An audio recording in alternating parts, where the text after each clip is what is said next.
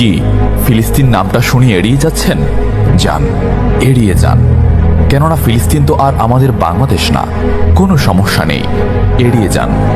কিন্তু একটা কথা মনে রাখবেন, সেই কাল কিয়ামতের দিন যখন আল্লাহ আপনাকে প্রশ্ন করবে, তখন কি করবেন?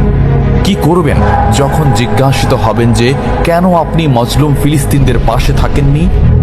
জানি উত্তর দিতে পারবেন না, কারণ আপনার নিজেরই জানা নেই এর উত্তর কি হবে।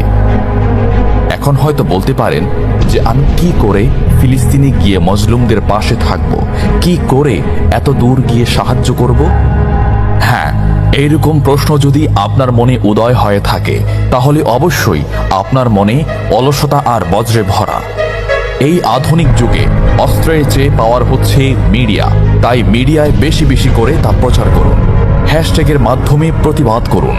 এই ক্ষুদ্র প্রতিবাদ একদিন অনেক বড় প্রতিবাদ হয়ে দাঁড়াবে। বিজয় একদিন ইসলামেরই হবে ইনশাআল্লাহ। এটা আমার কথা নয়, এটা এই মহাবিশ্বের প্রভুর কথা।